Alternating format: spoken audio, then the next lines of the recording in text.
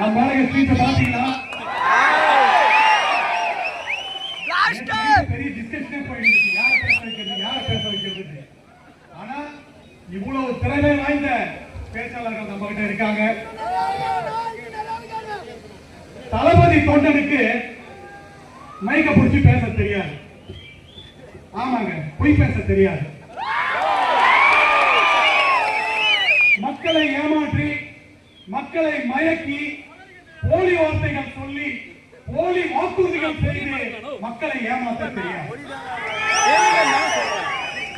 இங்க இருக்கிற ஒவ்வொரு தொண்டனும், ஒவ்வொரு தோழனும் தான் உழைத்து சம்பாதித்த பணத்தில் ஒரு பகுதியை எடுத்து தமிழகத்தில் உள்ள பொதுமக்களுக்கு நெஞ்சை நிமிர்த்தி செலவு செய்யக்கூடிய அற்புதமான தமிழகத்தில் ஒரு பெரும் மாற்றத்தை இந்த இளைஞர் படைகளை வைத்து எங்களுடைய தலைவர் விஜய் அவர்கள் உருவாக்கியிருக்கிறார்.